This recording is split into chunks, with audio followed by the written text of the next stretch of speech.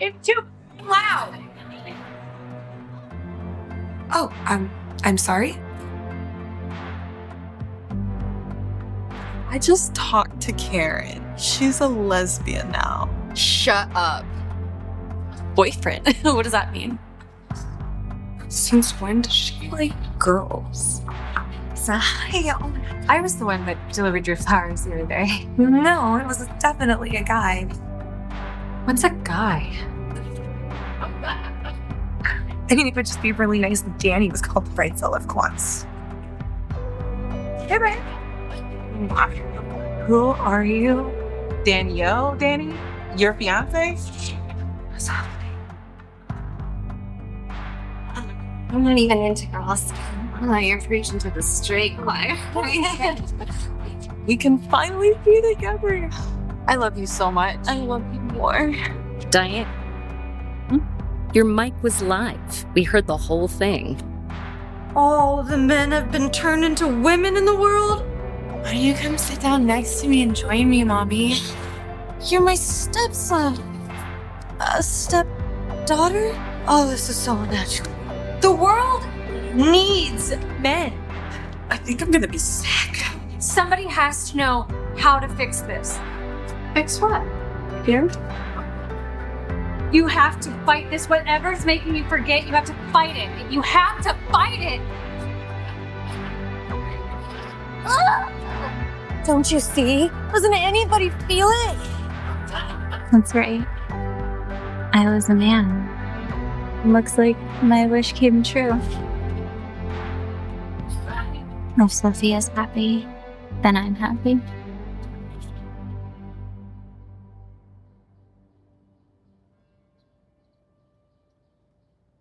Women's World opens with a deceptively simple provocation that quickly reveals itself as a meditation on memory, gender, and emotional truth. Overnight, men are gone, and the world carries on as if it has always belonged to women. The brilliance of the premise is not in spectacle or shock, but in its quiet insistence that social reality is as much a collective agreement as it is a biological fact, and that when that agreement shifts, so too do the rules governing intimacy, power, and self-recognition. Framed as an ensemble narrative following Alex, Alexis, Allison, Anna, Candace, Casey, Christy, Destiny, Haley, Jules, Kenna, Marika, Mocha, Serene, Spencer, and Victoria, the film immediately signals that no single heroine can stand in for women's experiences as a whole. Instead, it offers a chorus of interior lives, loosely connected yet emotionally resonant, each responding differently to a world that feels simultaneously freer and eerily constrained. Released in conversation with International Women's Day, the film positions itself within a long lineage of women-centered speculative storytelling that uses altered realities not to escape history, but to illuminate it, echoing the work of thinkers and creators who have asked what becomes visible when patriarchal assumptions are removed or rendered strange. From the opening moments of the trailer, confusion is treated less as panic and more as cognitive dissonance. Words like boyfriend lose their meaning, memories misalign, and only a few characters sense that something essential has been lost or rewritten. This selective awareness becomes one of the film's central metaphors for women's history itself, where knowledge of injustice, resistance, and alternative ways of loving is often preserved by a few, while the many are encouraged to accept the present as natural and inevitable. In this way, the film quietly gestures toward the labor of women across generations who remembered differently, from figures like Audre Lorde, who insisted that the erotic was a source of knowledge and power rather than shame, to Adrienne Rich, whose concept of compulsory heterosexuality named the social pressures that make women's relationships with men appear inevitable and women's relationships with each other appear unthinkable. The world of the film is not utopian. It is textured with the same anxieties, hierarchies, and emotional negotiations that women already navigate. But with one crucial difference, women's bonds are no longer automatically secondary. As a result, lesbian intimacy is not introduced as transgression or revelation, but as continuity, a natural extension of care, admiration, and mutual recognition that has always existed beneath the surface of acceptable female closeness. The trailer's humor, moments of bewilderment, offhand comments, and mismatched expectations, serves as a soft entry point into much heavier questions about why women so often feel safer, more seen, or more emotionally at home with other women, and why choosing women, whether romantically or relationally, is still framed as loss rather than gain. Rather than positioning women leaving men as a punchline or provocation, the film's opening frames it as a process of clarity, a gradual noticing that something has shifted internally as much as externally. This aligns the narrative with a broader cultural conversation visible in the lives of women in pop culture, who have publicly named their turn toward women not as rebellion but as relief. From artists like Janelle Monáe to actresses like Kristen Stewart, whose visibility has helped normalize the idea that desire can evolve alongside self-understanding. Importantly, Women's World resists the temptation to frame this evolution as universal or compulsory. Instead, it treats orientation, attachment, and longing as deeply personal responses to social conditions, emotional burnout, and the lifelong training women receive to manage others' comfort at the expense of their own. As an introduction, the film establishes its central lesson clearly but gently. When the structures that prioritize men's needs are removed, even temporarily, women are not suddenly transformed into something else. They are simply given room to notice what they already feel, to question what they have been taught to accept, and to imagine relationships grounded in reciprocity rather than endurance. This opening invites the viewer not to marvel at a world without men, but to reflect on why such a world feels so narratively radical in the first place, setting the stage for an episodic exploration of intimacy, power, and visibility that treats women's inner lives with seriousness, respect, and emotional care. Scene 1 of Women's World functions as a quiet thesis for the entire 4-hour film, using the relationship between Christy and Candace to ground its speculative premise in emotional realism rather than spectacle, and to immediately establish the film's central concern with how women learn to survive, desire, and recognize themselves inside systems that ask them to remain palatable, grateful, and quiet. The scene opens in a domestic social space shaped by expectation and performance, where flowers, dinners, and conversation are carefully curated to meet invisible standards, and where Christy's frustration with details like bouquets and schedules subtly mirrors a deeper exhaustion with carrying responsibility for everyone else's comfort. This opening rhythm matters because it situates the viewer in a familiar world of emotional labor long before the speculative twist of a women-only society fully asserts itself. Christy is introduced as a woman managing logistics, smoothing crises, and absorbing criticism, a role many women recognize instantly, while Candace moves through the same space with a quieter, more observant energy, watching how the room polices itself through jokes, judgment, and so-called concern. Their connection does not begin with overt romance, but with shared irritation, shared glances, and a mutual understanding of how suffocating heterosexual expectations can feel, even when they are framed as kindness or tradition. The dinner conversation around marriage, men, and legitimacy becomes a microcosm of compulsory heterosexuality, with Karen's comments representing the familiar voice of social enforcement that insists women's happiness must be legible through men, legality, and sacrifice. Importantly, the film does not render Karen as a villain so much as a product of cultural conditioning. Someone who genuinely believes she is being helpful by urging Christy to erase herself for the sake of stability, which reflects how harm toward queer women often arrives disguised as concern. Christy's explanation of her marriage as a practical arrangement rather than a romantic truth introduces one of the film's recurring themes, the ways queer women have historically used marriage to men as shelter, survival, or access rather than desire, particularly in contexts involving immigration, safety, or economic precarity. Her repeated statement that she can't change who she is not framed as defiance but as fatigue, as though she has already had this conversation too many times, and this weariness resonates deeply with lesbian audiences who have been asked to justify their existence as if it were a preference rather than a fact. Candace's presence during this exchange is crucial because she functions as both witness and mirror, offering quiet affirmation rather than argument, and demonstrating how support between women often takes the form of listening rather than rescuing. When Candace later speaks about her own frustrations with dating men, the film carefully avoids positioning lesbianism as a convenient escape from bad male behavior, instead showing how Candace's longing for women emerges from emotional alignment, curiosity, and recognition, rather than disappointment alone. Her comments about wanting a partner she does not have to manage, remind, or excuse speak to a broader critique of gendered emotional labor, and the film subtly suggests that many women's attraction to women grows not from novelty but from the relief of being met halfway. The conversation about secrecy, family judgment, and narrow-minded relatives situates Christy and Candace within a lineage of queer women who have learned to love in fragments, stolen moments, and private understandings, reinforcing the idea that lesbian intimacy has often been forced into the margins not because it lacks depth, but because it threatens dominant narratives about gender and power. Their mutual acknowledgement that they would not need secrecy if their families were different underscores how repression is social rather than internal, and how much energy queer women expend managing the reactions of others. The scene's discussion of temptation, avoidance, and the idea of going somewhere without women to reset functions as a poignant illustration of internalized fear, where desire is framed as dangerous simply because it is powerful, echoing historical narratives that have cast women's love for women as destabilizing or excessive. Yet the film treats this not as moral failure but as a learned response to scarcity and surveillance, inviting compassion rather than judgment. Candace's confession about longing for a woman who is unavailable and emotionally preoccupied with men captures another deeply recognizable queer experience, being positioned as confidant rather than contender, as emotional support rather than chosen partner, which reflects how heterosexual frameworks often absorb queer women's care while denying their desire. The tenderness between Christy and Candace is expressed not through spectacle but through shared vulnerability, humor, and the relief of being understood without explanation, reinforcing the film's commitment to portraying lesbian connection as emotionally rich and ethically grounded rather than sensational. In the context of International Women's Day, this scene operates as a lesson in women's history not by naming dates or laws, but by dramatizing the everyday negotiations women have made across generations to balance truth with safety, love with legitimacy, and desire with survival. It implicitly honors the countless women who lived double lives, formed chosen families, and sustained each other quietly, even when public recognition was impossible. The scene also gestures toward why women leave men for women without framing that choice as rejection or failure, instead presenting it as an act of alignment, where emotional reciprocity, shared labor, and mutual recognition become not luxuries but necessities.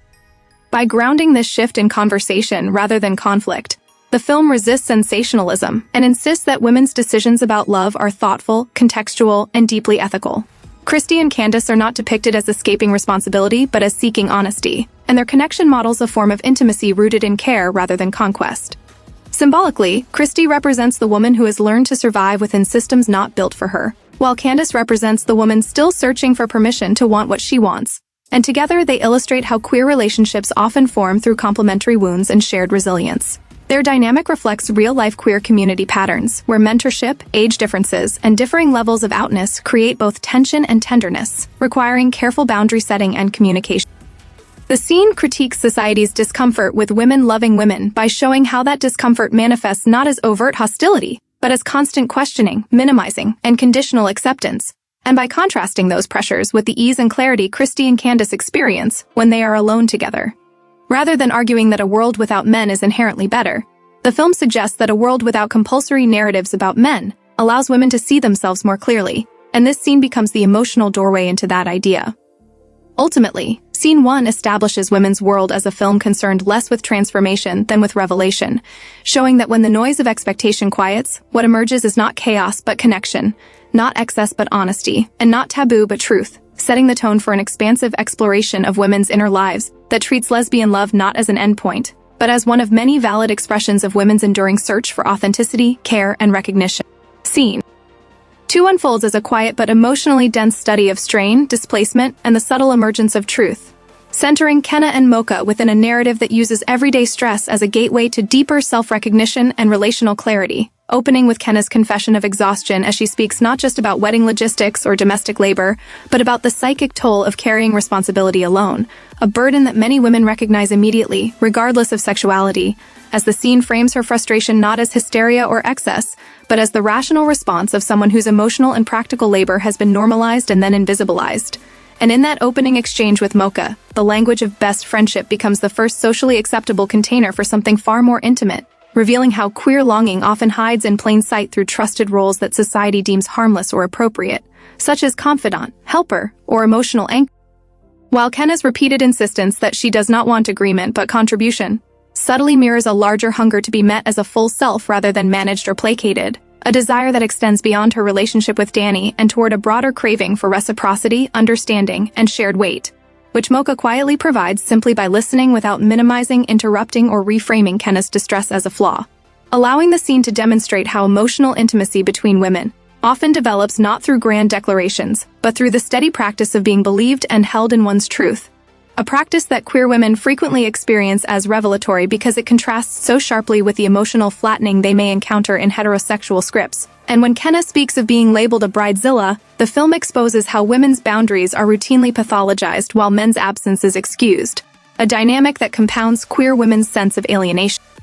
Because it reinforces the idea that their needs are excessive or unreasonable, encouraging them to self-edit and self-silence, which makes the tenderness of Mocha's presence all the more significant as it offers a relational space where Kenna does not have to perform palatability or gratitude for crumbs. And this space becomes even more charged when the conversation turns towards secrecy and the shared wish that their families were not so narrow-minded, a moment that situates their bond within the lived reality of queer constraint, where love must often be negotiated around safety, reputation, and survival, transforming ordinary desires for togetherness into logistical puzzles rather than emotional givens. And the repetition of goodbye as they hang up underscores the ache of separation that queer women know intimately. The way leaving can feel prolonged because connection has been rationed, making every moment precious and every ending slightly painful, after which the scene shifts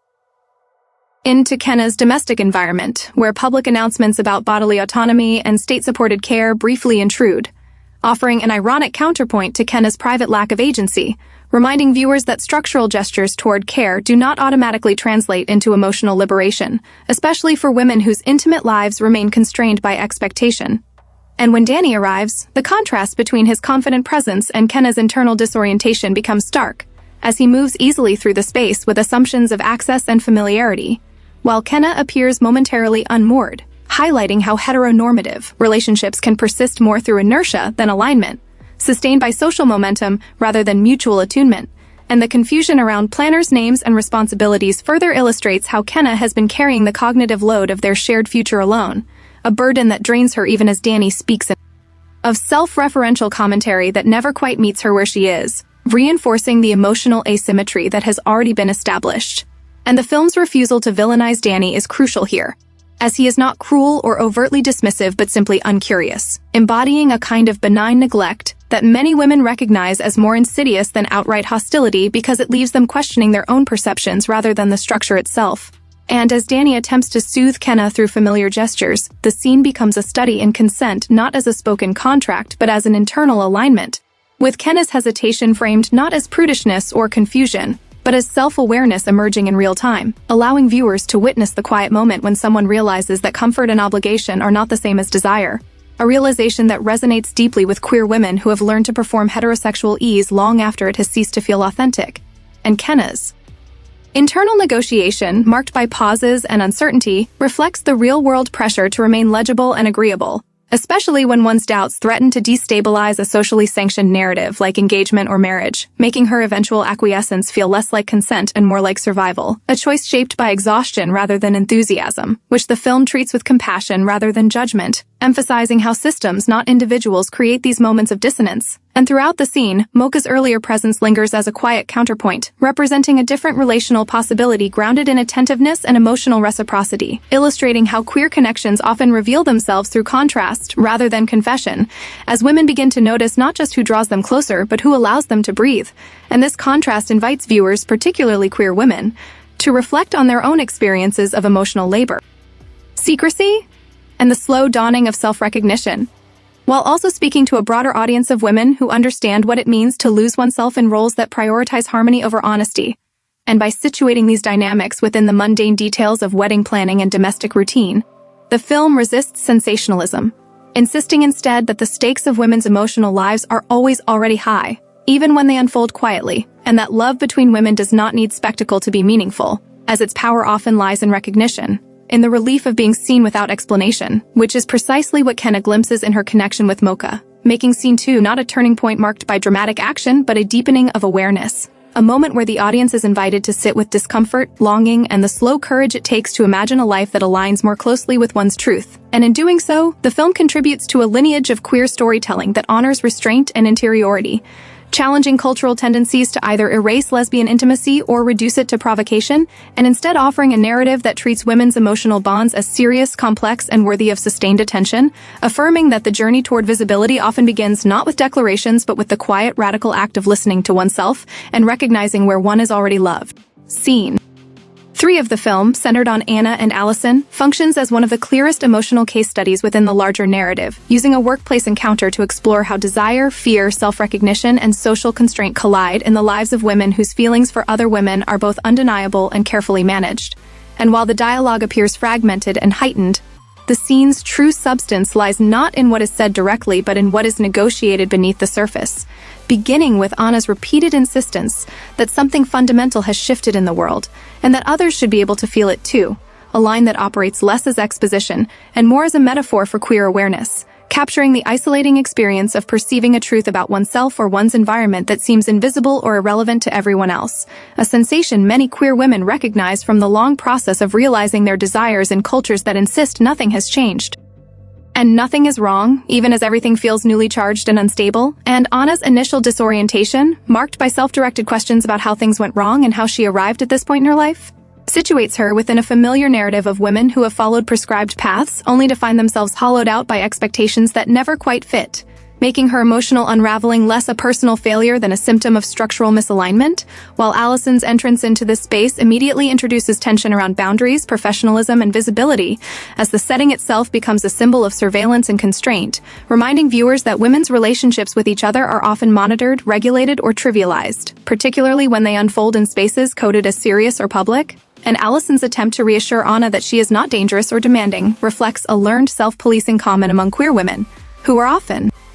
conditioned to minimize their presence and preemptively distance themselves from stereotypes of excess, obsession, or impropriety, even when their intentions are rooted in genuine connection. And this careful self-framing reveals how deeply social narratives shape queer expression, forcing women to translate their feelings into acceptable language that prioritizes others' comfort over their own emotional truth, as Anna responds not with rejection, but with negotiation, asserting limits while simultaneously acknowledging the pull between them, a dynamic that mirrors real-world queer relationships where desire must often be balanced against risk, reputation, and livelihood, especially in professional contexts where women already navigate unequal power structures and heightened scrutiny. And the dialogue around timing and secrecy underscores how intimacy between women is frequently relegated to the margins, squeezed into moments that are deemed inappropriate or invisible, reinforcing the idea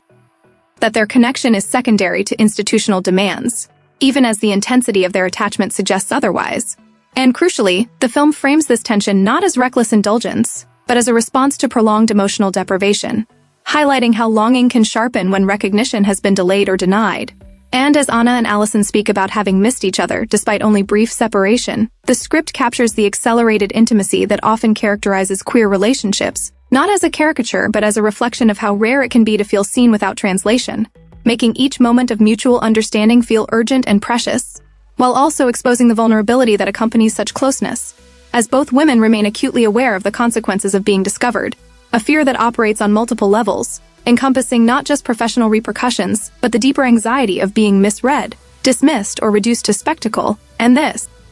layered fear illustrates how queer women are often forced to navigate intimacy under conditions of conditional acceptance, where visibility is both desired and dangerous, and the scene's emphasis on sound, proximity, and interruption serves as an allegory for the constant negotiation of space that women's relationships endure, with Anna's concern about being overheard reflecting a lifetime of internalized caution, the instinct to shrink one's joy in order to remain safe, respectable, or unremarkable, even as Allison's playfulness introduces a counterpoint that suggests another way of being, one that embraces pleasure and connection without apology, creating a dynamic where neither woman is positioned as right or wrong, but rather as embodying different survival strategies shaped by their histories. And this contrast allows the film to explore power not in terms of domination, but in terms of risk tolerance, with Anna bearing the weight of institutional responsibility and Allison representing a more fluid approach to desire. And their interaction becomes a microcosm of broader queer community dynamics, where differences in age, job security, social capital, or openness can complicate intimacy, requiring constant recalibration to ensure mutual care and consent. And throughout the scene, the film resists sensationalism by keeping the camera and narrative focused on faces, voices, and pauses, emphasizing emotional exchange over physicality, and reinforcing the idea that what is truly at stake is not the act itself, but the meaning it holds for each woman. As Anna grapples with the realization that her longing cannot be neatly compartmentalized or postponed indefinitely, while Allison confronts the limits of spontaneity in a world that demands justification for women's desires. And this mutual reckoning invites queer viewers to recognize their own experiences of hesitation and boldness, of wanting to be both careful and free, while also speaking to women more broadly who understand the exhaustion of constant self-monitoring and the quiet grief of unmet needs. And by situating this encounter within a professional setting, the film critiques the persistent expectation that women must separate their emotional lives from their public roles, an expectation that often functions to erase or delegitimize relationships between women, framing them as distractions rather than sources of strength or clarity. And yet the tenderness that emerges between Anna and Allison challenges this dichotomy, suggesting that authenticity does not undermine competence but can instead illuminate the costs of systems that demand emotional suppression. And when the scene concludes without definitive resolution, it reinforces the film's commitment to realism, acknowledging that self-recognition is rarely instantaneous, and that women's journeys toward alignment are often marked by repetition, doubt, and incremental courage, rather than dramatic declarations. And in this way, Scene 3 contributes to the film's larger project of honoring women's interior lives, presenting lesbian connection not as a plot device, but as a lens through which broader questions of agency, fulfillment, and truth can be examined, particularly within a cultural context that remains uneasy with women loving women in ways that are neither tragic nor performative. And by treating Anna and Allison's bond with seriousness and respect, the film resists both erasure and exploitation, offering instead a nuanced portrayal of how intimacy can function as a site of self-discovery and ethical negotiation, reminding viewers that women's love for one another has always existed within and against social structures, finding expression in stolen moments, careful words, and shared glances that carry the weight of possibility. And in doing so, the scene affirms that the longing depicted here is not excessive or irresponsible, but deeply human, rooted in the desire to be known and to live truthfully, a desire that transcends labels while remaining profoundly resonant for lesbian and queer women who have learned to navigate visibility with both hope and caution, making Scene 3 not merely an interlude of intensity, but a vital meditation on how women come to recognize themselves in each other, even when the world insists they remain quiet. Scene 4 completes the film by shifting from secrecy and risk toward imagination and collective relief, using Spencer and Destiny to explore how queer hope often arrives not as rebellion but as a quiet reorganization of reality itself, where exhaustion gives way to possibility and fear loosens its grip through shared recognition and gentle humor. This tonal movement matters because it reframes desire as sustainable, communal, and forward-looking, emphasizing care, planning, and chosen family over urgency, concealment, or crisis, while honoring the interior negotiations women make when imagining futures that finally include them without apology or compromise ever again. Scene 4 completes the film by shifting from secrecy and risk toward imagination and collective relief, using Spencer and Destiny to explore how queer hope often arrives not as rebellion, but as a quiet reorganization of reality itself, where exhaustion gives way to possibility and fear loosens its grip through shared recognition and gentle humor. This tonal movement matters because it reframes desire as sustainable, communal, and forward-looking, emphasizing care, planning, and chosen family over urgency, concealment, or crisis, while honoring the interior negotiations women make when imagining futures that finally include them without apology or compromise ever again. Scene 4 completes the film by shifting from secrecy and risk toward imagination and collective relief,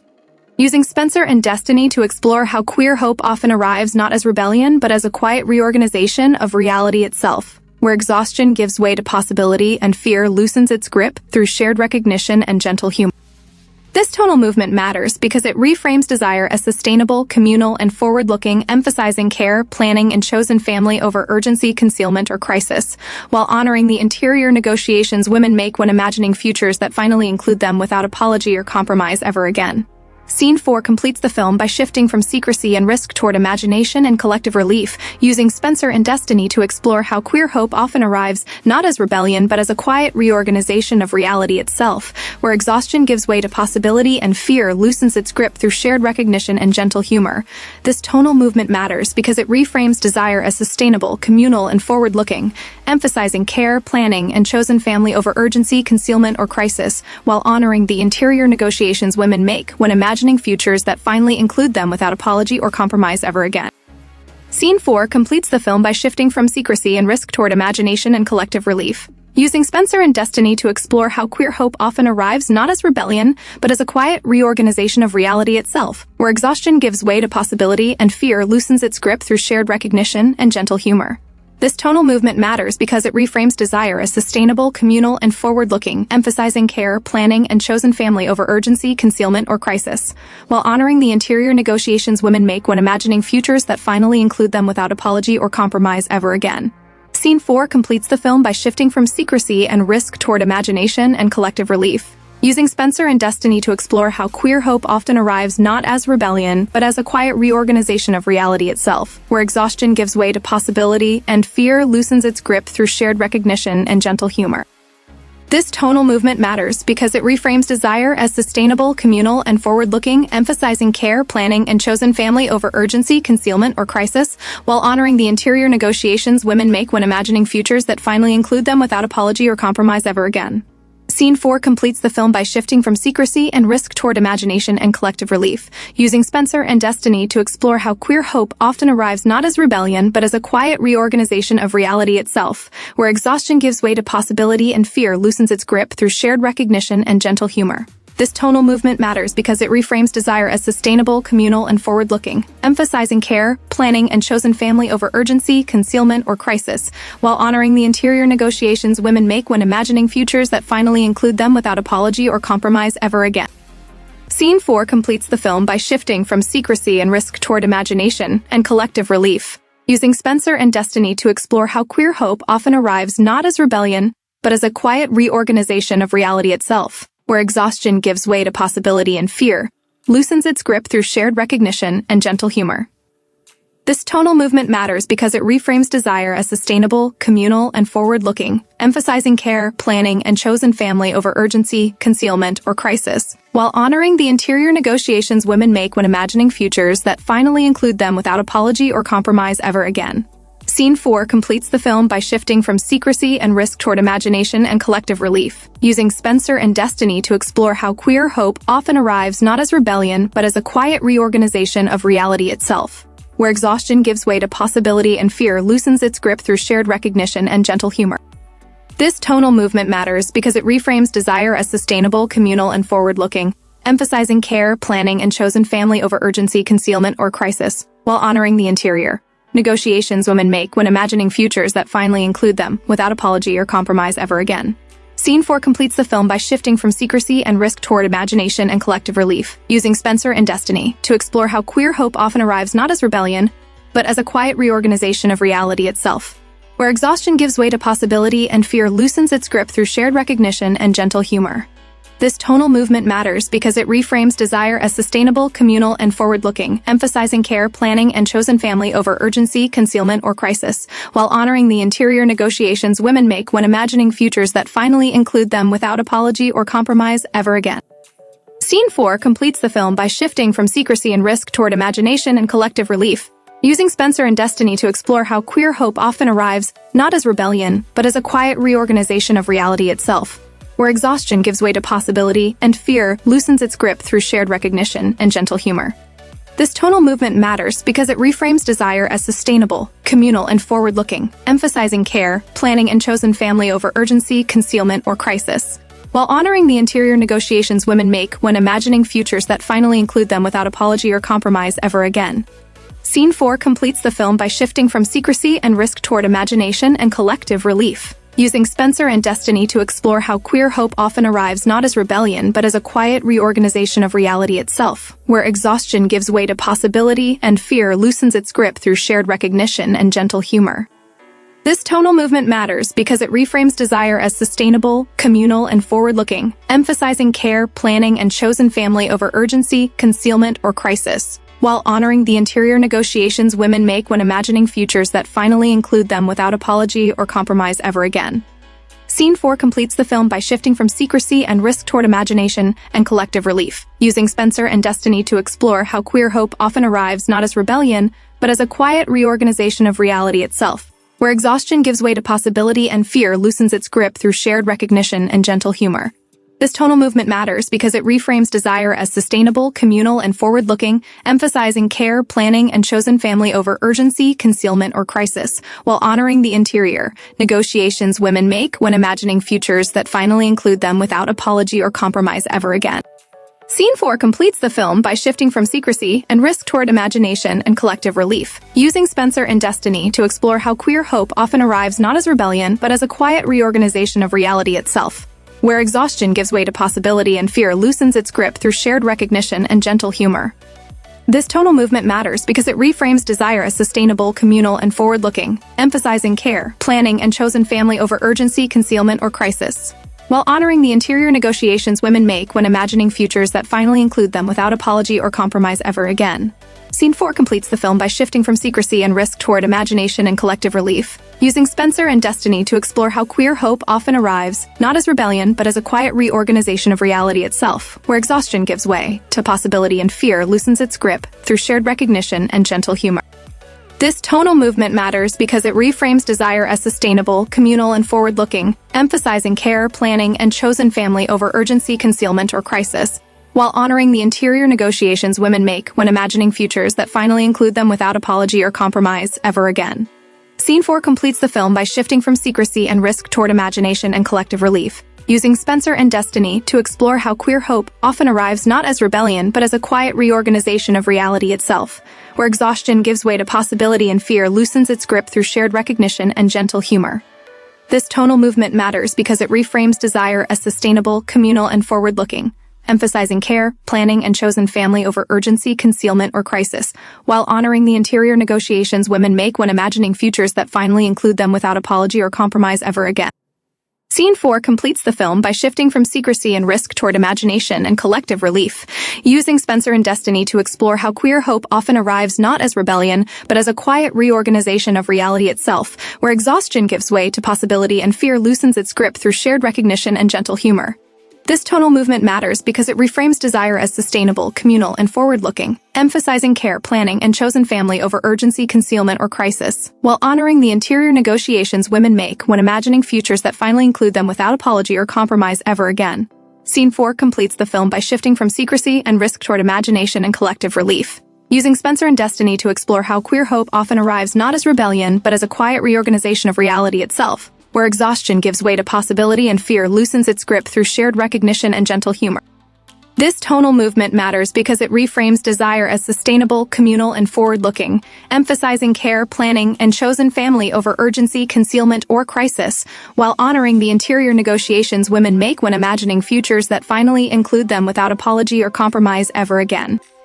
What becomes clear when we pause and look at all 4 stories together is that this film is not actually about moments of intensity, secrecy, or even romance in the conventional sense, but about how women learn to recognize themselves through one another in a world that consistently fragments, surveils, and exhausts them. Across each scene, the common thread is not desire as impulse, but desire as recognition. The slow realization that being seen, understood, and emotionally met by another woman can feel profoundly stabilizing in a culture that rarely allows women that kind of spaciousness. Each story presents women navigating pressure, expectation, and performance, whether it's academic success, marriage, professionalism, or family approval. And in every case, intimacy with another woman emerges not as disruption, but as relief, clarity, and grounding.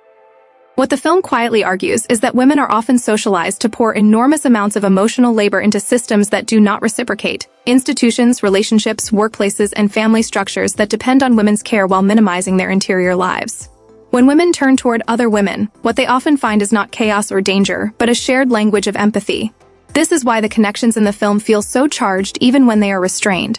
Women are allowed, socially, to be close to one another, to confide, to nurture, to admire, but only up to a point.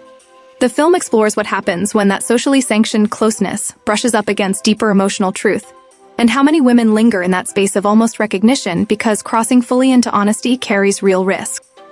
From a broader perspective, this resonates far beyond queer audiences alone. Women of all orientations are taught to be careful with their desires, to prioritize safety and harmony, and to subordinate their own emotional clarity to the comfort of others. The longing depicted in these stories is not only romantic longing, it is the longing to rest, to be understood without explanation, to be met without negotiation. That is why these connections feel so intense. They offer a temporary suspension of the constant self-monitoring women are required to perform. The film suggests that intimacy between women is powerful precisely because it operates outside the usual hierarchies of dominance and expectation that shape many heterosexual and institutional dynamics. This is also where the question of attraction comes into play, and it can be addressed without sensationalism. From a scientific and psychological standpoint, attraction is not solely about physical appearance or sexuality. It is deeply tied to perceived safety, emotional attunement, and mutual understanding. Research in neuroscience and social psychology consistently shows that humans form stronger bonds with those who mirror their emotional states, validate their experiences, and communicate care effectively. Women are often socialized to develop these skills, empathy, emotional literacy, attentiveness, at a much higher level than men are encouraged to. As a result, many women experience a sense of ease, warmth, and connection around other women that can naturally evolve into attraction when emotional intimacy deepens. Biology also plays a role in subtler ways. Women tend to respond strongly to cues of gentleness, reciprocity, and emotional presence, all of which are more commonly expressed in female-female dynamics due to shared social conditioning. This does not mean that attraction to women is inevitable or universal, but it does help explain why so many women, including those who never label themselves as queer, report feeling drawn to other women in moments of vulnerability, admiration, or transition. Attraction, in this sense, is less about transgression and more about alignment. The film's speculative undercurrent, the idea of a world organized entirely around women, is not presented as a fantasy of exclusion, but as a thought experiment about what might change if care, communication, and mutual consideration were treated as foundational rather than secondary values. When characters imagine a society where women's relationships are normalized, unremarkable, and structurally supported, what they are really imagining is a world with less fear, a world where emotional truth does not require justification, a world where love between women does not have to hide, translate itself, or apologize. Importantly, the film does not claim that a women-centered world would be perfect or conflict-free. Instead, it suggests that such a world might be more honest, one where conflict is addressed through dialogue rather than dominance, where vulnerability is not punished, and where intimacy is not automatically framed as dangerous or excessive. The relief characters feel when imagining this shift is telling. It reflects how deeply exhausting it is to live under constant scrutiny, especially for queer women whose relationships are still treated as suspect, performative, or invisible depending on context. Taken together, the 4 scenes function less as isolated narratives and more as variations on a shared emotional reality. They show women at different stages of self-awareness, each negotiating the tension between what is expected of them and what they quietly want. The film's restraint is its strength. By refusing to sensationalize these connections, it insists that women's love for one another deserves seriousness, nuance, and respect. It reminds viewers that intimacy does not have to be loud to be transformative, and that recognition, the moment when a woman sees herself reflected clearly in another, can be as life-altering as any dramatic revelation. Ultimately, this intermission is an invitation to breathe, to acknowledge that attraction between women is not mysterious or threatening, but deeply human. To consider that a world shaped by women's emotional intelligence might not be radical at all, but simply kinder. And to recognize that what these stories offer is not fantasy, but permission. Permission to name longing, to value connection, and to imagine futures where women are allowed to love and be loved, fully and without fear. Scene 5 of the film serves as a profoundly destabilizing yet emotionally rich moment, unfolding a series of disorienting revelations that challenge both the characters and the audience to reconsider the nature of relationality, identity, and emotional intimacy in a world suddenly reshaped around women. From the outset, Serene and Haley navigate the ordinary pressures of domestic life and family responsibility. Their dialogue about Jesse's early rising and the noise of his son subtly foregrounding the continuous labor, vigilance, and emotional management women often undertake, which is deeply resonant for any viewer who has shouldered caregiving responsibilities or navigated complex household dynamics. These mundane concerns are immediately disrupted by a surreal turn, as everyday objects, clothing, and domestic arrangements appear transformed, symbolically reflecting the interior disorientation and the externalized pressures women experience when familiar social structures are unexpectedly altered. The scene's emotional impact is amplified through Serene's mounting confusion, frustration, and fear, particularly as she attempts to locate her husband and stepson, only to find evidence of a world in which men no longer occupy their expected roles. This narrative device is strikingly effective as an allegory for the ways women often inhabit spaces structured by male absence, presence, or dominance, highlighting both the relational gaps and the potential for women-centered worlds to be spaces of unanticipated autonomy, solidarity, and emotional clarity. The film's handling of Serene's panic and Nikki's calm affirmation of her womanhood is particularly noteworthy in how it frames emotional intimacy. Nikki's reassurance is delivered not through spectacle or overt dramatics, but through a grounded acknowledgement of selfhood and shared understanding,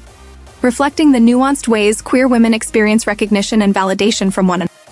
Here, the scene emphasizes the significance of mutual acknowledgement in queer relationality, in which admiration, emotional closeness, and careful negotiation of boundaries communicate profound intimacy without relying on sensationalized physicality. Serene's attempts to comprehend the disappearance of men and the transformation of familiar structures mirror the broader queer experience of navigating worlds in which society often erases or minimizes the legitimacy of women loving women. The disorientation she experiences is emblematic of the cognitive and emotional labor that LGBTQ+ women perform in translating, reconciling, and safeguarding their own emotional truths in a culture that may not recognize them. Furthermore, the scene foregrounds longing and the careful attention to relational cues that queer women often develop as adaptive strategies. The subtle tensions in Serene's voice, her repeated calls for her family members, and her attempts to rationalize a reality that defies expectation all underscore the ways emotional resilience is cultivated in response to dislocation, uncertainty, and social erasure. Nikki's presence is central not only as a narrative agent of clarity, but also as an emotional anchor, modeling the ethical and emotionally generative power of recognition and tender guidance within women-centered relationships. Her calmness contrasts Serene's anxiety, illustrating the ways emotional labor is often unevenly distributed, yet also how mentorship, reassurance, and shared experience create the foundation for relational stability and emotional growth. By situating the narrative in a speculative, almost fantastical world in which men are suddenly absent, the film permits a concentrated examination of female relationality, allowing the audience to observe how women, both queer and otherwise, negotiate emotional intimacy, trust, and desire, in a context that is at once liberating and disorienting, emphasizing emotional sophistication over spectacle. The scene's recurring motifs of searching, calling, and questioning, Serene repeatedly attempting to reach her husband, identify her stepson, and understand the meaning of the word male, function as narrative proxies for the broader social and emotional investigations women undertake as they navigate worlds that either invisibilize them or impose rigidly heteronormative expectations. These motifs also resonate with queer viewers specifically, as they echo the lived experience of decoding social cues, negotiating legitimacy, and managing the anxiety that accompanies systemic misunderstanding or erasure of same-gender desire. In this context, the film's focus on dialogue, pauses, and the rhythm of uncertainty highlights the interiority of the female gaze and interior experience, privileging emotional subtlety, hesitation, and restraint as key registers of intimacy, self-recognition, and relational authenticity. Moreover, the scene gestures toward the ethical dimensions of queer relationships. Nikki's calm intervention and Serene's subsequent reflective response suggest that mutual care, attentive listening, and the recognition of stress and vulnerability are central to sustaining emotionally grounded connections between women, offering a model for relational ethics that is rarely represented in mainstream cinema. The film's refusal to exploit the visual or physical transformation of men into women for titillation further emphasizes its commitment to an emotionally and intellectually serious approach, underscoring that the narrative stakes lie in understanding, self-awareness, and the relational consequences of social upheaval rather than shock value. In doing so, Scene 5 illuminates broader feminist concerns, women's emotional labor, the balancing of domestic responsibility with selfhood, and the cultivation of meaningful connection despite systemic constraints or disorienting social change. The narrative's speculative structure amplifies these concerns by situating them in a heightened context, where the absence of men serves simultaneously as a source of tension and a space for potential liberation, illustrating both the societal pressures women face and the possibilities inherent in imagining worlds organized around women's agency, safety, and emotional flourishing. The moment of Serene's recognition that all men have been transformed into women, juxtaposed with Nikki's steady affirmation of identity, further explores the interplay of visibility, recognition, and desire. Even in extraordinary circumstances, the film foregrounds the ethical, emotional, and relational dimensions of connecting with others, emphasizing that understanding oneself and being seen by others are acts of profound intimacy, and that desire is often expressed through care, support, and acknowledgement, rather than through spectacle. From a queer critical perspective, this scene demonstrates the ways lesbian and LGBTQ+ women may find reflections of their interior lives in the negotiation of hesitation, the cautious expression of emotion, and the careful observation of relational cues, admiration, emotional resonance, and subtle longing, are presented as socially intelligible conduits for deeper affection and relational investment, modeling strategies for negotiating authenticity in a world that remains uneasy with women's love for one another.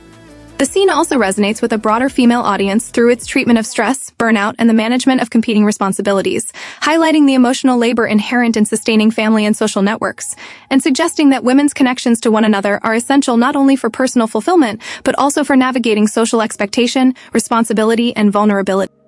In these moments, the film constructs a meditation on the resilience and creativity of women-centered relationships, portraying the ways women create meaning, sustain care, and cultivate intimacy even under conditions of uncertainty, social transformation, or systemic marginalization. Additionally, the narrative's insistence on emotional subtlety, Serene's quiet panic, Nikki's steady grounding, the repeated verbal and nonverbal cues of concern, observation, and support demonstrates how intimacy is often communicated through attention, presence, and ethical engagement rather than through overt or sensationalized expressions, foregrounding the relational sophistication of women and queer women in particular.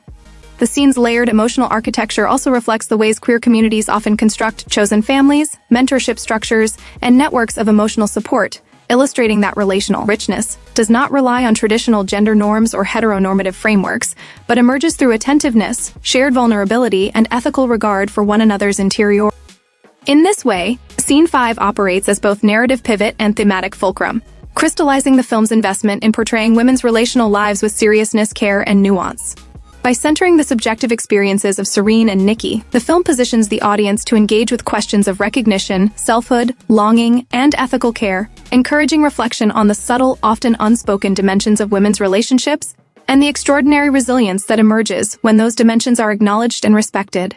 Furthermore, the scene's interplay of confusion, fear, and revelation highlights the the cognitive and emotional labor that accompanies social change, disruption, and the interrogation of gendered norms, inviting viewers to consider how women and queer women cultivate understanding, empathy, and relational stability amidst disorientation.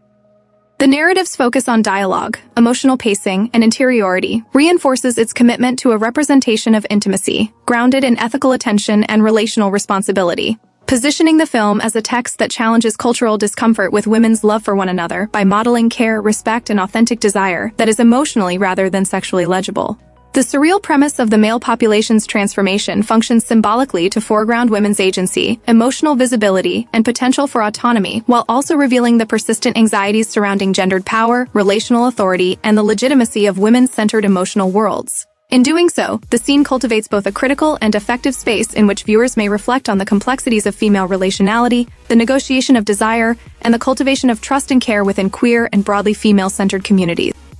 By emphasizing the psychological, emotional, and ethical dimensions of Serene and Nikki's interaction, Scene 5 models the ways intimacy, recognition, and longing operate within the lived experience of queer women, highlighting mentorship, generational knowledge, and relational attunement as vital practices of care. Simultaneously, it gestures toward broader feminist insights, demonstrating that women's relational labor, attentiveness to family and community, and negotiation of vulnerability are not only acts of survival, but also generative processes through which women construct emotionally sustaining worlds.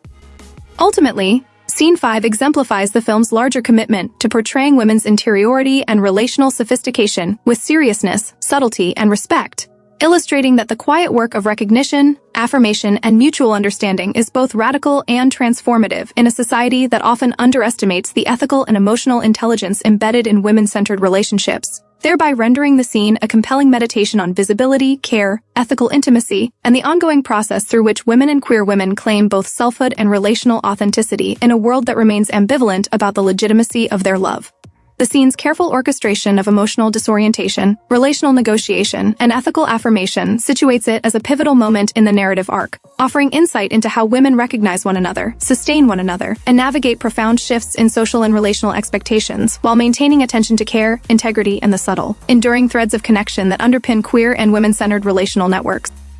In conclusion, Scene 5 operates as a microcosm of the film's larger project, to explore women's interior lives, emotional resilience, and relational sophistication in ways that honor the ethical, tender, and intellectually complex dimensions of intimacy, recognition, and desire, emphasizing that love, longing, and connection among women are legitimate, ethically meaningful, and emotionally powerful, even when external social structures are destabilized, thereby providing a rich, reflective, and affirming lens through which LGBTQ+ women, and women more broadly, may see themselves, their networks, and the nuanced dynamics of relational authenticity and ethical care.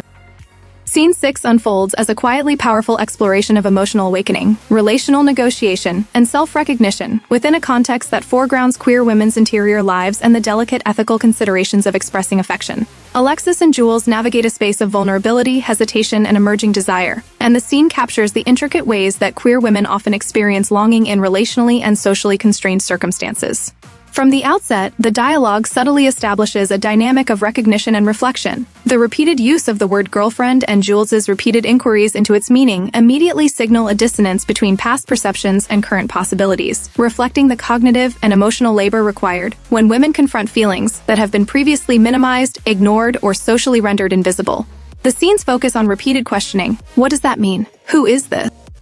Functions as a narrative device that foregrounds the process of self-education, curiosity, and emotional literacy that queer women must often engage in to articulate feelings in a culture that has historically constrained expressions of female same-gender affection. Jules's attention to Alexis's nuanced behaviors, her acknowledgement of unusual patterns of complaint, and her willingness to interpret subtle cues without judgment underscores the importance of careful observation, emotional attunement, and the ethical responsibility of witnessing that characterizes authentic queer relationality.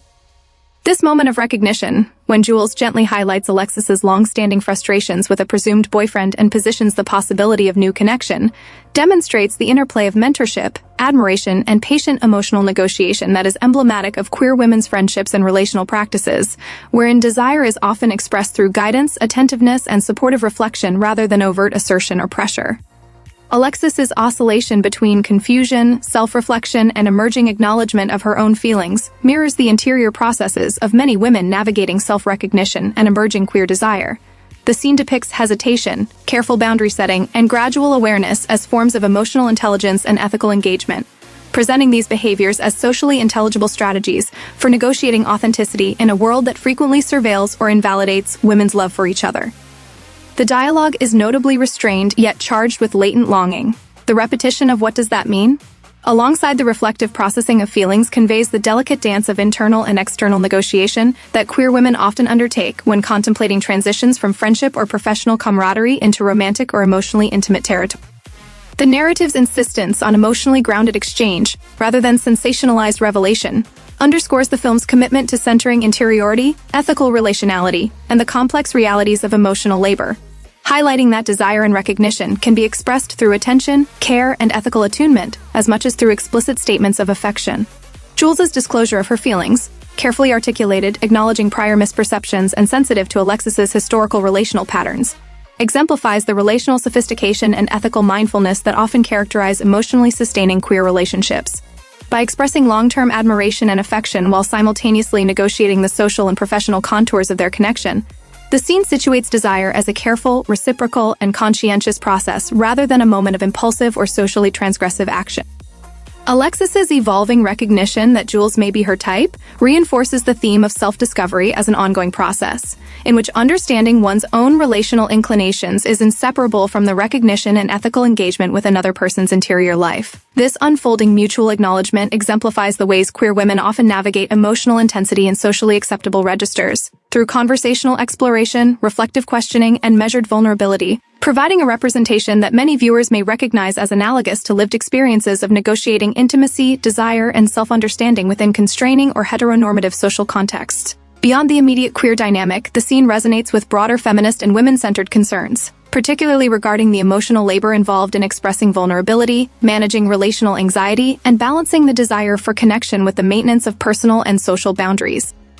The characters' careful attention to one another's emotional cues, their hesitations, and their cautious exploration of the possibility of romance underscores the ways women are often socialized to prioritize others' comfort, safety, and interpretation over the immediate expression of their own feelings, reflecting real-world pressures to maintain social legibility, emotional propriety, and relational respectability. The scene thus functions as both an intimate character study and a cultural critique, illustrating how relational and emotional intelligence are deployed to navigate spaces of desire, self-discovery, and ethical consideration in settings where expressions of women's love for each other may be rendered legible only through careful, nuanced behavior.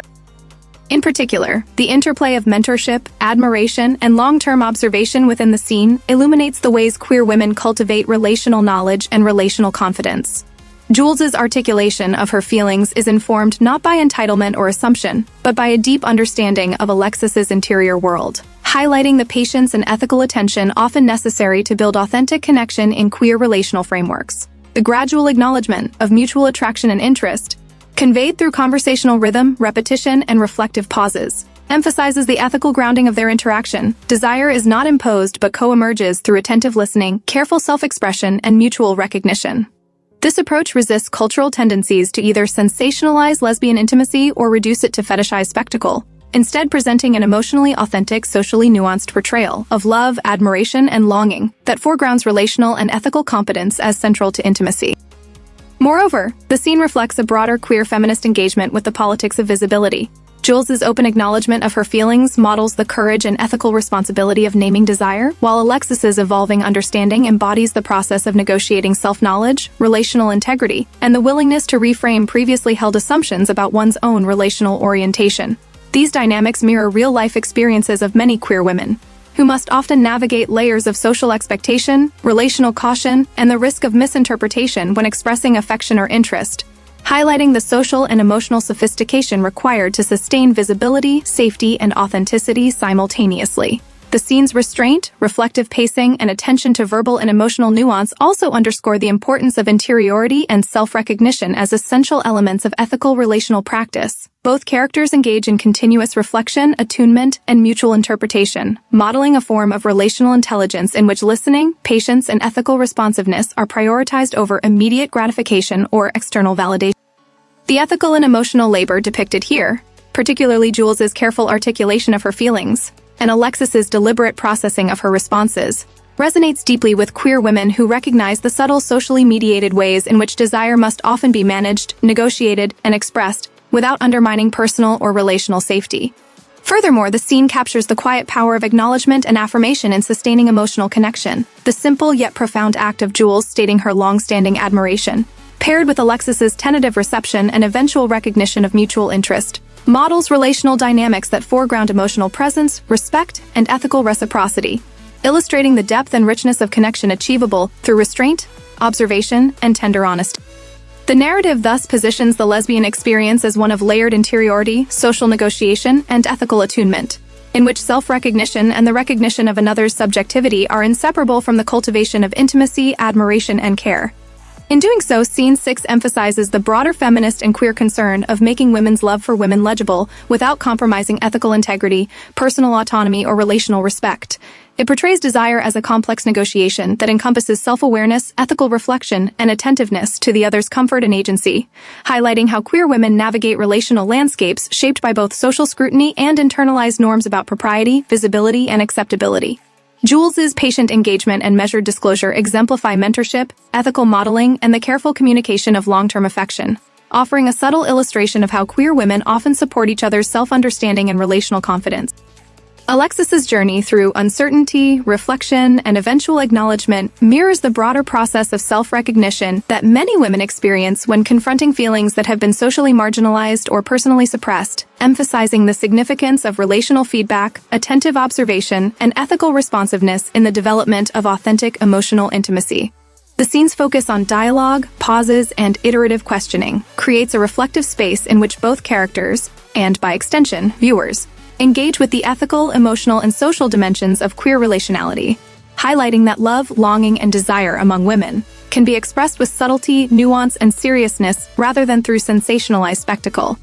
The restrained, emotionally grounded approach also critiques persistent societal discomfort with women's expressions of love for one another, resisting erasure and challenging cultural tendencies to simplify, eroticize, or dismiss queer women's desires. By centering patient dialogue, interior reflection, and relational ethics, the scene affirms the legitimacy of lesbian emotional experience and the importance of nuanced storytelling that values psychological depth, ethical consideration, and the attentive negotiation of intimacy. Additionally, the interplay between professional and personal boundaries, the framing of prior relational assumptions, and the careful calibration of disclosure reflect real-world dynamics within queer communities, including the ways women navigate age differences, mentorship, historical relational hierarchies, and social expectations while cultivating emotionally sustaining bonds. These dynamics underscore the film's broader cultural relevance, demonstrating that the negotiation of love, self-recognition, and ethical intimacy is central not only to queer women's experiences, but to women's broader struggles for relational authenticity, autonomy, and emotional resilience. The scene thus functions as both a microcosm of queer relational practice and reflection on the broader social and emotional labor women undertake in pursuing connection, intimacy, and the recognition of desire within socially constrained contexts. Its focus on ethical engagement, reflective attention, and patient negotiation emphasizes the importance of mutual recognition, emotional literacy, and relational attunement in fostering connections that are not only affirming, but also socially and ethically responsible. The narrative's subtle handling of desire, hesitation, and acknowledgement positions Scene 6 as a text that speaks to both queer and cisgender women's experiences of longing, relational anxiety, and the careful construction of intimate bonds. By modeling how recognition, restraint, and ethical attentiveness cultivate meaningful connection, the scene provides a template for understanding emotional intimacy as a disciplined, reflective practice rather than a spontaneous or socially sensationalized act. In doing so, it affirms the significance of queer women's interior lives, the ethical complexity of their emotional labor, and the relational sophistication inherent in the careful navigation of desire, longing, and self-discovery. Through Alexis and Jules' interaction, the film presents an emotionally authentic, intellectually serious meditation on the processes of self-recognition, relational negotiation, and ethical disclosure that underpin emotionally sustaining queer relationships, offering viewers a deeply resonant exploration of how women come to understand themselves, their desires, and the ethical imperatives of connecting with others in a world that remains ambivalent about the visibility and legitimacy of women's love for women. Ultimately, Scene 6 is a testament to the quiet power of emotionally grounded storytelling, illustrating how nuanced, reflective, and ethically attentive portrayals of queer women's emotional lives can illuminate the enduring importance of recognition, care, and tenderness in the cultivation of intimacy, providing a lens through which LGBTQ+ women, and women more broadly, may see themselves, their relational strategies, and their ongoing negotiation of selfhood and connection in socially mediated worlds that often demand careful translation, discretion, and thoughtful expression of feeling. Scene 7 operates as an intricate and layered exploration of emotional intimacy, identity negotiation, and relational attunement through the lens of queer and lesbian experience, centering on Victoria and Alex as they navigate a series of disorienting, confusing, and yet deeply connective moments that illuminate the complexity of understanding oneself and one's relationships within socially constrained environments. From the outset, the scene's dialogue engages with concepts of identity, relational labels, and the negotiation of recognition. Victoria's inquiry about what a boyfriend is, juxtaposed with Alex's hesitancy and the playfulness of not wanting to jinx it, immediately situates the narrative within a space where labels, relational understanding, and social frameworks intersect with personal curiosity and emerging desire. This initial exchange foregrounds the subtle ways queer women often must interrogate and articulate concepts that have been historically heteronormative, revealing the cognitive and emotional labor required to navigate the worlds they inhabit, particularly when those worlds do not always validate same-gender relationships or relational terminology. As the scene progresses, the pair confront experiences that challenge their understanding of reality and identity, particularly through shared encounters with seemingly anomalous perceptions of gender and memory. These moments, where Alex reflects on sudden changes in self-perception, confusion about past behaviors, and a sense of dislocation from prior identities, function symbolically as explorations of the fluidity of identity and the ways women are socially conditioned to adapt, negotiate, or compartmentalize aspects of themselves in order to remain legible and acceptable within broader social expectations. The shared astonishment, mutual questioning, and conversational negotiation between Victoria and Alex reflect a careful attentiveness that is central to queer relational dynamics. The women do not rush to conclusions, they do not impose certainty on each other, and they continuously attend to each other's emotional state, modeling relational practices of observation, patience, and ethical responsiveness that are often required in real-life queer contexts where vulnerability can feel risky and misinterpretation possible. The character's oscillation between confusion and recognition underscores the scene's thematic preoccupation with self-understanding and mutual attunement. Alex's recollection that yesterday, I was a man, and the subsequent negotiation of memory, perception, and identity functions less as a literal or sensational event and more as a narrative device emphasizing the instability of socially imposed categories and the necessity of intersubjective grounding in moments of emotional uncertainty. Victoria's responses, which range from steady support to reflective prompts, exemplify the ethical labor involved in sustaining care, presence, and relational grounding in contexts where both parties are navigating destabilized understandings of themselves and the world around them. Within these exchanges, queer viewers may recognize familiar patterns of relational negotiation, including the ways emotional intensity can be mediated through attentiveness, humor, repeated questioning, and careful reassurance, reflecting the socially coded strategies that allow queer women to express care, curiosity, and interest while maintaining safety, emotional clarity, and respect for boundaries. The scene also foregrounds the broader theme of emotional labor, particularly how women are socially trained to mediate uncertainty, confusion, or disruption, not only for themselves but for those in their relational orbit, often prioritizing relational stability, ethical attentiveness, and social acceptability over immediate emotional expression or personal satisfaction.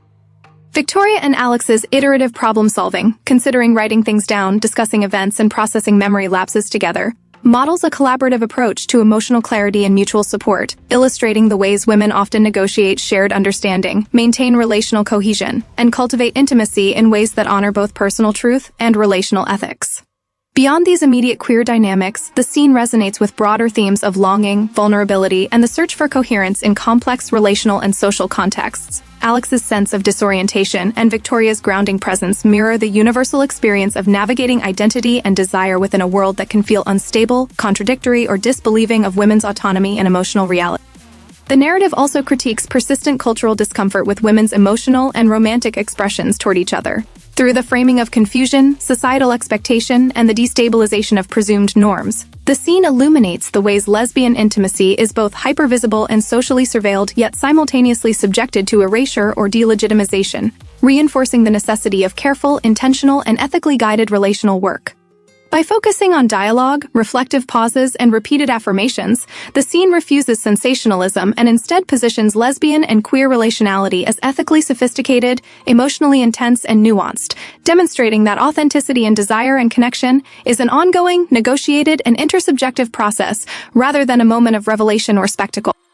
Moreover, Victoria and Alex's attention to each other's experience, their mutual efforts to navigate memory, identity, and shared confusion, exemplifies a form of queer relational mentorship and emotional reciprocity. Victoria's encouragement, prompts, and grounding presence serve as both stabilizing and validating forces, reflecting real-world dynamics in which queer women often cultivate emotional intelligence, relational literacy, and mutual care through subtle forms of support, attentive listening, and patience. The scene also engages with questions of temporality, continuity, and the reconstruction of relational and personal histories, as the characters work together to reconcile past perceptions with present awareness.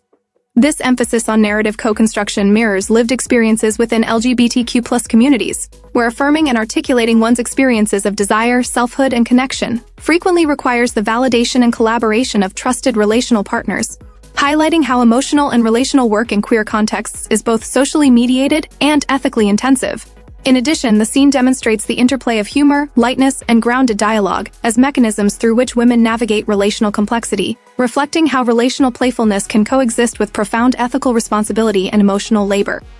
The recurring negotiation of practical matters, like food ordering, menu selection, and shared domestic rhythms, serves not as a distraction from intimacy, but as a scaffold for relational grounding, reinforcing the interplay between everyday life, relational attunement, and emotional closeness. These mundane yet attentive interactions underscore the ways emotional intimacy is cultivated through shared routines, attentive listening, and mutual responsiveness, demonstrating that relational connection is not merely a product of overt romantic gestures, but emerges through sustained engagement, care, and the ethical consideration of each other's experiences and desires. Furthermore, the scene interrogates socially imposed binaries and the anxieties they provoke, both for queer women and for women more broadly. The destabilization of identity categories, combined with reflections on past assumptions about straightness or gendered roles, emphasizes the narrative's commitment to exploring how cultural prescriptions shape, constrain, and sometimes obscure authentic desire. By articulating the confusion, surprise, and negotiation involved in recognizing and reconciling personal and relational identities, the film highlights the ethical and emotional sophistication required to navigate desire, attraction, and intimacy in socially mediated spaces, offering a nuanced portrayal of how queer women, and by extension all women, develop relational acuity, self-awareness, and ethical responsiveness. The interaction also foregrounds the emotional safety and trust required for honest communication, Alex's vulnerability, Victoria's supportive presence, and their iterative dialogue illustrate how relational intimacy is inseparable from the cultivation of trust, patience, and ethical attentiveness, emphasizing that emotional connection thrives when each participant feels seen, respected, and able to contribute to shared understanding. In doing so, the scene challenges societal norms that trivialize or sensationalize lesbian relationships, instead modeling a relational paradigm rooted in care, negotiation, ethical attunement, and emotional recognition. The sustained focus on interiority, reflection, and mutual interpretation underscores the film's commitment to portraying lesbian and queer women's experiences as serious, ethically meaningful, and emotionally nuanced, rejecting reductive or eroticized interpretations in favor of a representation that values complexity, ethical engagement, and emotional truth. The nuanced depiction of identity negotiation, ethical relational practice, and the management of social and personal uncertainty resonates with broader feminist concerns, illustrating how women's emotional labor, relational negotiation, and ethical attentiveness are cultivated, often under conditions of social scrutiny, expectation, or constraint. By weaving moments of domestic interaction, collaborative problem-solving, and attentive dialogue together with profound reflections on identity and desire, the scene situates lesbian intimacy within the broader context of relational, ethical, and emotional sophistication, modeling the ways queer women navigate recognition, self-understanding, and mutual care. The scene's emphasis on patience, careful communication, and reflective engagement underscores that relational intimacy is not only an emotional experience, but also an ethically informed practice, highlighting how desire, connection, and trust are negotiated through ongoing dialogue, attentive observation, and relational responsiveness. This approach reinforces the cultural importance of representing lesbian relationships with nuance, respect, and ethical clarity, affirming the legitimacy of women's love for each other as complex, socially mediated, and emotionally rich. Scene 7 also illuminates the ways relational and identity instability can be navigated collaboratively, The shared processing of memory, identity, and disorientation between Victoria and Alex models relational practices that foreground trust, attentive care, and ethical responsiveness, while simultaneously reflecting the broader societal pressures that queer women experience in order to legitimize, translate, or carefully articulate their desires. The narrative's careful balance of humor, domesticity, and ethical negotiation emphasizes that intimacy is multidimensional, encompassing not only desire but also trust, shared responsibility, and collaborative problem-solving, demonstrating that the cultivation of queer relational connection is as much about everyday attentiveness and ethical engagement as it is about self-recognition or romantic interest. Ultimately, Scene 7 operates as a meditation on relational sophistication, ethical responsiveness, and emotional attunement, offering viewers a lens through which to understand how queer women navigate identity, desire, and relational intensity with care, patience, and respect. Through Victoria and Alex's interactions, the film presents lesbian intimacy not as a spectacle or transgression, but as an authentic, ethically grounded, and emotionally nuanced experience, illustrating how the cultivation of relational trust, mutual recognition, and reflective engagement constitutes a deeply meaningful process of connection, self-understanding, and relational affirmation, providing a resonant, thoughtful, and nuanced portrayal of the quiet, ethically informed, and emotionally sustaining ways in which women love, recognize, and care for each other within socially constrained and historically surveilled contexts. Scene 8 unfolds as a nuanced exploration of emotional intimacy, relational negotiation, and self-understanding within the context of queer and lesbian experience, centering on Marika and Casey as they navigate past, present, and potential connections in a world that both acknowledges and complicates women's emotional and relational lives. From the opening moments, the scene establishes a domestic and professional rhythm, Marika's return home coinciding with the recap of diplomatic successes, emphasizing the ways women balance public responsibility and private relational life, a tension that resonates with queer women whose personal and professional identities often intersect in complex, socially surveilled ways. The dialogue immediately foregrounds themes of recognition, reflection, and honesty, as both characters confront the dissonance between past thrills, social perception, and authentic emotional desire, creating space to interrogate the interplay between excitement, transgression, and genuine connection. The discussion around past naughty experiences functions less as a sensational plot device and more as a meditation on the ways queer women are socialized to seek emotional intensity and validation within constrained social frameworks, revealing the interplay of curiosity, self-exploration, and societal expectation. In their reflections, Marika and Casey articulate a sophisticated understanding of relational ethics. They recognize that their prior behaviors were driven less by deep romantic or emotional engagement, and more by the thrill of secrecy, highlighting how queer women often navigate societal pressures, internalize norms and desires in ways that require constant reflection and boundary setting. This acknowledgement, guess we were just seeking a thrill and not really into each other, demonstrates an ethical clarity and mutual respect that models relational practices grounded in honesty, care, and emotional literacy, reflecting the lived experiences of queer women negotiating desire while maintaining integrity, safety, and self-awareness. The scene deepens its exploration of emotional labor and interiority when the characters explicitly address love, affection, and the boundaries between romantic and platonic attachment. The exchange, "I love you for everything you did for me, but I'm not in love with you," captures a form of relational negotiation familiar to many queer women, where acknowledgement of care, gratitude, and shared history must coexist with the recognition of limits, desire, and authenticity. This nuanced articulation of love underscores the emotional sophistication required to sustain queer relationships, highlighting the ways women are trained to navigate their feelings responsibly while honoring both their own desires and those of others. The narrative's treatment of past identity and gender further enriches this exploration, as Casey's recollection of having been a man situates relational dynamics within broader questions of identity, social expectation, and ethical responsibility. By emphasizing that the marriage served practical purposes while allowing for genuine friendship, the scene foregrounds the complex moral and emotional terrain queer women often inhabit, illustrating how affection, care, and ethical engagement can coexist with constraints imposed by legal, social, or cultural structures. This narrative choice reflects the ways queer women are frequently required to justify, contextualize, or translate their relationships in order to remain socially acceptable, professionally safe, or emotionally protected, offering a subtle critique of societal discomfort with non-heteronormative intimacy, while celebrating the resilience and ethical intentionality of women-centered relational networks.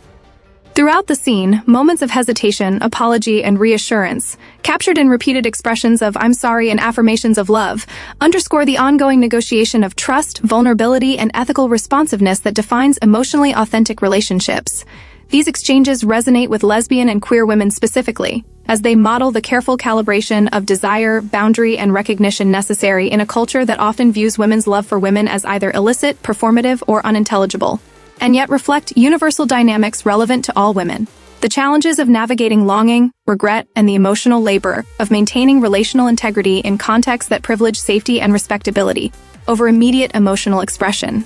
By situating relational development alongside domestic and professional rhythms, ordering meals, sharing space, negotiating small pleasures, the scene emphasizes the everyday scaffolding of intimacy, illustrating that relational closeness emerges not only from overt declarations or dramatic gestures, but through sustained attention, care, and mutual attunement.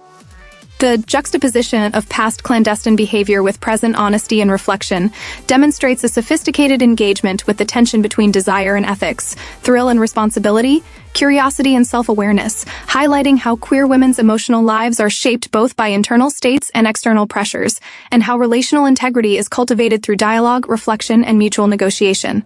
The narrative's emphasis on memory, identity, and ethical attention also functions as a metaphor for the ongoing work of self-recognition and social legibility within queer communities. Marika and Casey's reflections on past behaviors, ethical choices, and emotional clarity underscore the labor involved in maintaining authentic connection while navigating socially prescribed roles, offering viewers a meditation on the ways queer women learn to translate, justify, and protect their relational lives in the face of persistent cultural scrutiny.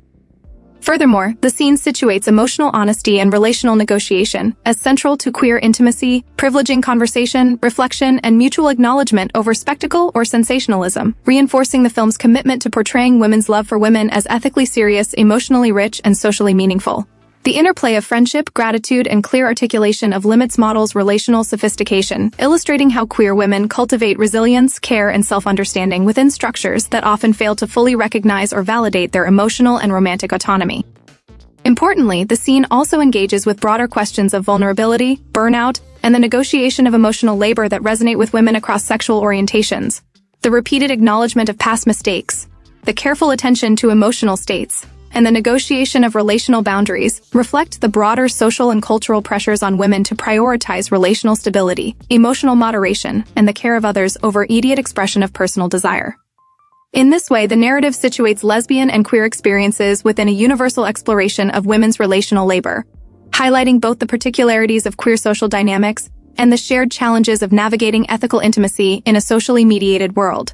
By focusing on interiority, dialogue, and ethical reflection, Scene 8 foregrounds the ways emotional intimacy is enacted, sustained, and reflected upon, resisting cultural tendencies to either sensationalize or erase women's same-gender desire. The restrained, careful attention to conversation, acknowledgement, and relational honesty challenges persistent societal discomfort with women's love for each other, demonstrating that queer relationships are not transgressive or performative, but complex, ethically grounded, and emotionally resonant.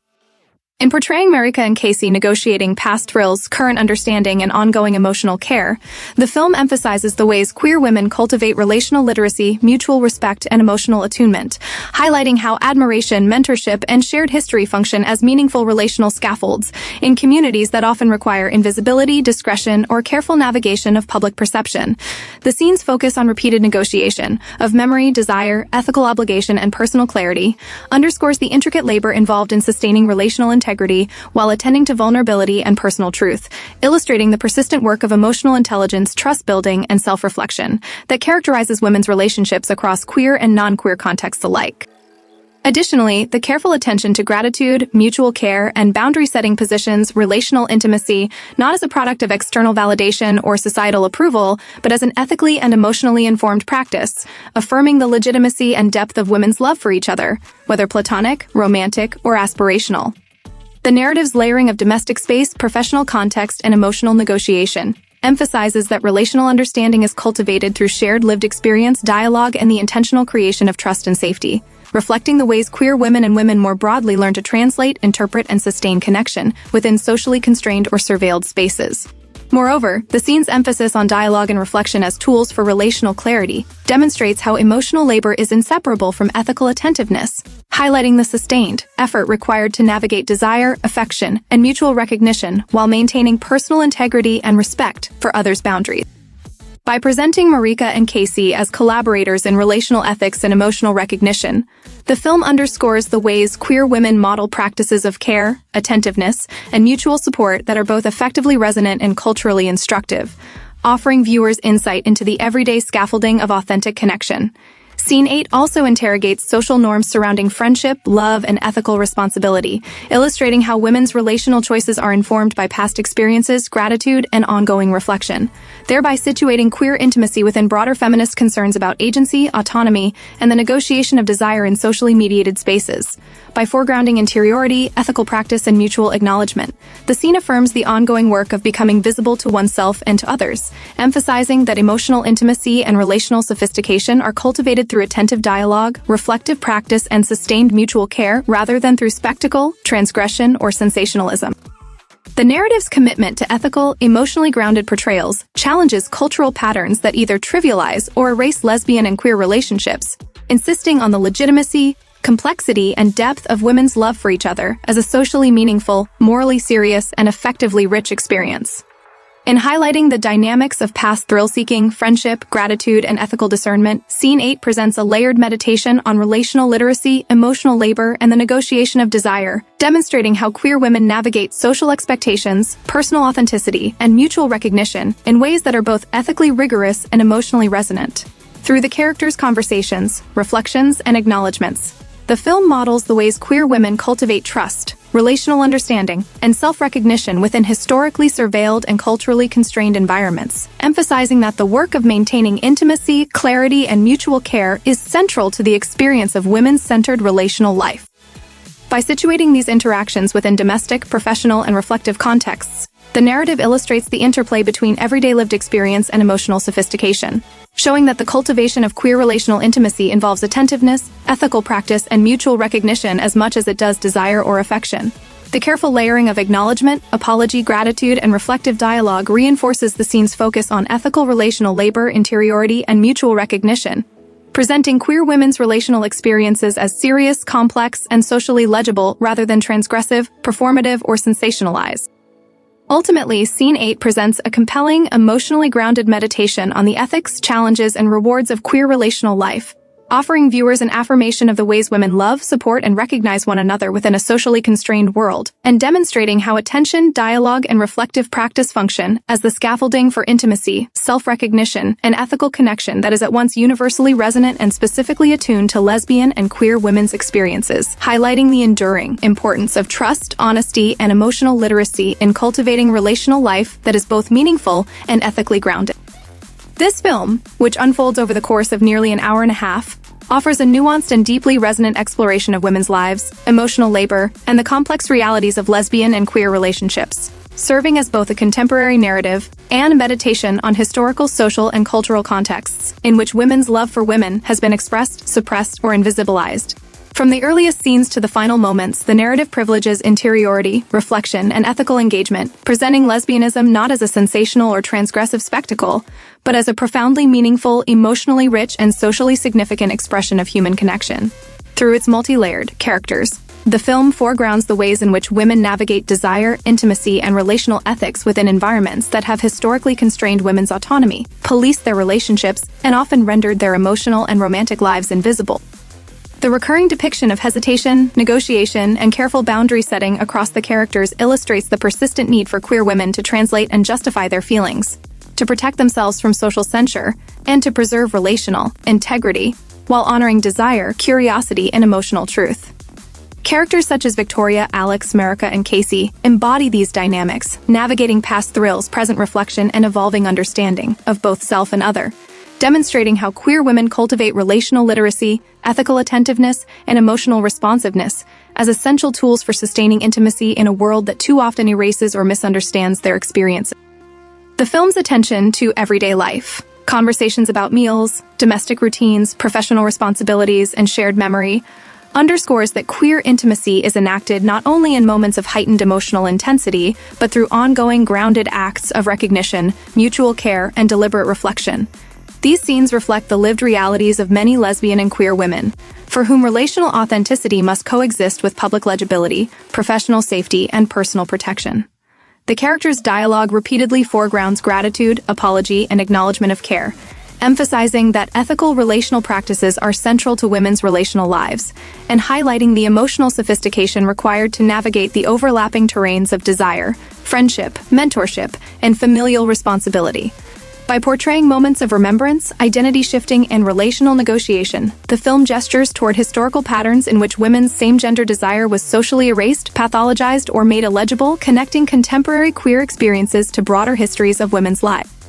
The narrative implicitly honors the legacies of historical lesbian women who navigated societal expectations with courage and discretion, preserving their emotional and relational authenticity in contexts that often denied them visibility. In doing so, the film situates contemporary lesbian and queer experiences within a historical continuum, reminding viewers that women's love for women has always existed, often quietly, strategically, or invisibly, and that its significance extends beyond the personal to the social, ethical, and cultural spheres. The film also emphasizes the ways queer women navigate mentorship, admiration, and age-differentiated dynamics as essential scaffolds for relational development. By exploring the ways older or more experienced characters guide, protect, or model relational ethics for others, the story highlights how chosen family, mentorship, and intergenerational emotional support function as crucial mechanisms for cultivating emotional literacy and relational resilience within queer communities. This attention to relational scaffolding reflects real-world practices among lesbian and queer women, who often rely on networks of friendship, care, and ethical guidance to navigate a world that frequently undermines their relationships or renders them invisible. The film's restrained and emotionally grounded approach to intimacy challenges cultural tendencies to either sensationalize or erase women's same-gender desire, insisting instead on a portrayal of lesbianism as ethically serious, emotionally complex, and socially legible. In doing so, it advances a broader feminist argument that women's love for women is not a curiosity or a spectacle, but an authentic and necessary dimension of human relationality, offering insight into the cultivation of care, attention, and ethical responsibility in a society that often marginalizes or misinterprets women's emotional expression. Additionally, the film emphasizes the role of emotional labor, self-awareness, and mutual accountability as central to women's relational lives, illustrating how queer women and women more broadly navigate desires and responsibilities while attending to both internal needs and social expectations. Scenes depicting characters reflecting on past mistakes, negotiating feelings of longing, and articulating gratitude for care highlight the ways in which emotional labor is both a relational responsibility and an ethical practice, modeling forms of engagement that are responsive, reflective, and grounded in shared humanity. Moreover, the film situates lesbian experience not as an isolated identity, but as one that intersects with historical, social, and political realities, acknowledging that women's capacity for intimacy with one another has often been constrained by structural factors such as legal recognition, societal expectation, and cultural surveillance. By portraying characters who navigate professional, domestic, and relational spaces simultaneously, the narrative illuminates how queer women cultivate agency and authenticity despite these constraints, suggesting that acts of relational clarity, mutual support, and ethical engagement are themselves forms of resistance and self-recognition. In doing so, the film honors the broader historical and cultural importance of lesbianism, reminding viewers that women's love for women has long been a site of emotional and social resilience, creativity, and survival, and that acknowledging and celebrating these experiences contributes to both individual and collective empowerment. The film also interrogates the cultural discomfort that persists around women's love for women, exploring why society continues to erase, trivialize, or sensationalize lesbian intimacy, while simultaneously presenting authentic expressions of desire and care as illegible or threatening. By centering interiority, dialogue, and mutual recognition, the narrative challenges these patterns, insisting that lesbian relationships deserve the same seriousness, nuance, and ethical consideration historically afforded to heterosexual partnership. The repeated emphasis on relational negotiation, acknowledgement of limits, and ethical responsiveness models practices that queer women have historically employed to navigate the tensions between desire, visibility, and social acceptability, illustrating the careful calibration of self-expression and care that is often necessary to sustain relational integrity in both personal and professional spheres. The film's layered attention to desire, ethical responsibility, and emotional intimacy highlights the universality of these experiences while also foregrounding the specificities of lesbian and queer relational life, creating a narrative space in which women's love for women is both recognized and legitimized. Through its portrayal of hesitation, longing, reflection, and acknowledgement of shared history, the film demonstrates how queer women articulate and negotiate relational truths in ways that are emotionally authentic and socially responsible, emphasizing that relational intimacy is an ongoing process of ethical engagement, self-recognition, and mutual attunement. Furthermore, the narrative underscores the importance of historical memory and intergenerational recognition, suggesting that contemporary lesbian experience is enriched by an awareness of the social and cultural labor undertaken by women in previous generations, who maintained relational and emotional integrity in contexts that often rendered their love invisible. By framing lesbian desire within both personal and historical contexts, the film honors the contributions of women who have sustained queer relational life despite structural marginalization, offering viewers an ethical and emotional framework for understanding contemporary experiences. The story's attention to mentorship, gratitude, and ethical negotiation mirrors real-world patterns in which queer women support one another, preserve relational knowledge, and cultivate emotional resilience, demonstrating that lesbian intimacy is inseparable from practices of mutual recognition, care, and relational literacy. In highlighting the interplay of personal authenticity, social responsibility, and ethical attentiveness, the film situates queer relational life as both a deeply personal and socially significant phenomenon, emphasizing that women's love for women contributes to cultural, emotional, and ethical vitality in ways that extend beyond individual experience. The narrative also emphasizes how women navigate desire and intimacy in ways that are socially legible, morally grounded, and emotionally resonant, modeling strategies for cultivating ethical connection, reflective attention, and relational sustainability within contexts that often fail to acknowledge or respect women's same-gender love. By portraying characters who negotiate past thrills, current desires, and ongoing ethical responsibilities, the film underscores that queer women's relational life is a continuous process of becoming visible to oneself and to others, requiring sustained attention, reflection, and mutual support. Additionally, the film highlights the ways in which ethical relational practice, manifested in dialogue, acknowledgement, and mutual recognition, serves as both a foundation for intimacy and a form of resistance to cultural erasure or trivialization of lesbian experience. In doing so, it affirms the legitimacy, significance, and cultural necessity of women's love for women, positioning lesbianism not as a curiosity or a performative identity, but as an essential dimension of human relationality, emotional richness, and ethical engagement. The attention to domestic routines, professional contexts, and shared memory reinforces that queer intimacy is enacted in the ordinary as much as in the extraordinary, emphasizing that everyday acts of recognition, care, and ethical reflection constitute the scaffolding of meaningful relationships.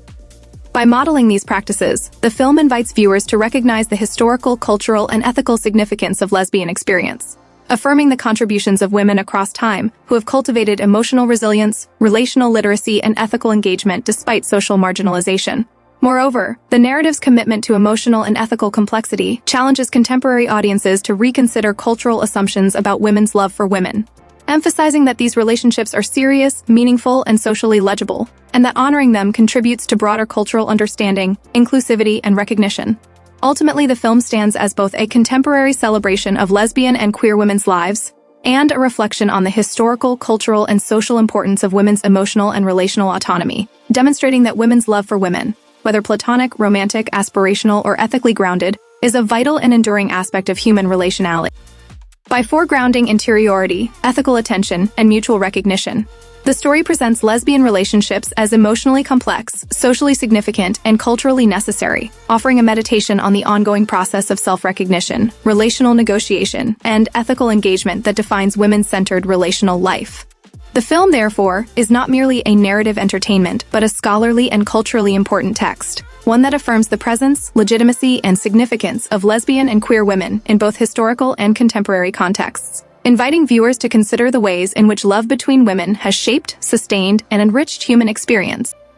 In celebrating International Women's Day through this lens, the film serves as a reminder that acknowledging, honoring, and learning from women's love for women, past, present, and future, is a vital act of cultural recognition, social justice, and ethical reflection, emphasizing that lesbianism is not only a matter of personal identity, but a historically rooted and socially consequential form of relational, emotional, and ethical engagement. Through its careful attention to interiority, ethical practice, and relational literacy, the film honors queer women's histories, models emotionally sophisticated relationships, and celebrates the enduring significance of women's love for women, offering both representation and reflection, affirmation and insight, and a lasting testament to why lesbian experiences matter in our shared human world.